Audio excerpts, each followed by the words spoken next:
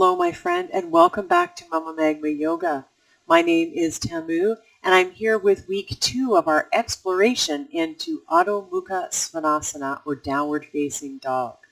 This week we're going to jump into three-legged dog, or Ekapada Adho Mukha Svanasana. We're going to add a little bit of complexity to this posture, this asana, and we're working to bring some strength and length to all parts of the body here and really play around with this beautiful, energizing pose. So roll out your mat, hop into something that's comfortable to practice in, and let's get started. Hello, my friend, and welcome. We're playing with our Ekapada Adho Mukha Svanasana, so our three-legged downward facing dog. We're going to start down on the ground again today, finding our tabletop position. So right away, move into this position with lots of care and being meticulous and going through your checklist from last week. So remember, last time we came to our tabletop position, bringing our wrists underneath our shoulders, knees directly underneath the hip points. We're grounding down into the tops of the feet. We're pressing into the knuckles, and the fingertips are spread nice and wide. Lots of length in the back of the neck. Take a deep breath in. And on an exhale, engage the navel. Hug that navel towards the spine. Engage the core, I should say. Elbow creases are shining forward.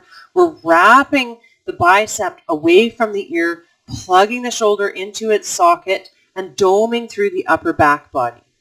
We're going to keep all of this in mind as we walk the palms forward, curl the toes under, and begin to send the sits bones up and back and find our downward facing dog.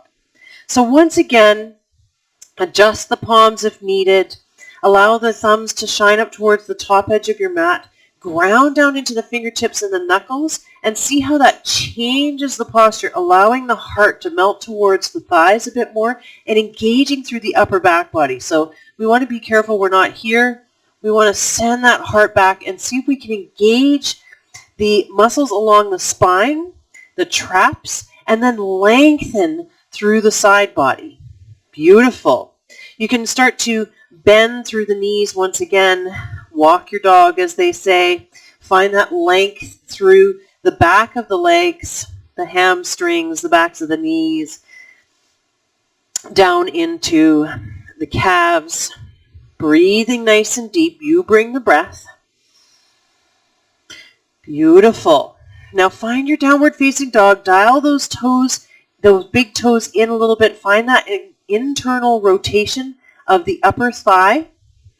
Beautiful. Once you feel like you have it, then we'll see if we can ground down through the right heel, and we'll lift the left leg up towards the heavens. So the trick here is that we're lifting with the left inner thigh. We're not opening the thigh, or the hips rather, quite yet. We're squaring through the hips here and really lifting from the left inner thigh. So that action is not about lifting from the heel. We're concentrating on lifting from the inner thigh and toning those inner thigh muscles. And we're concentrating on keeping the hips nice and level and keeping a sense of grounding through the right heel.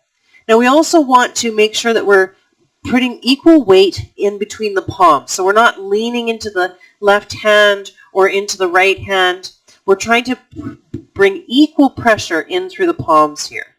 So really lift that leg, and if it's not as high, if it's down here, beautiful. Try to melt that heart back towards the thighs still, engaging the upper back body.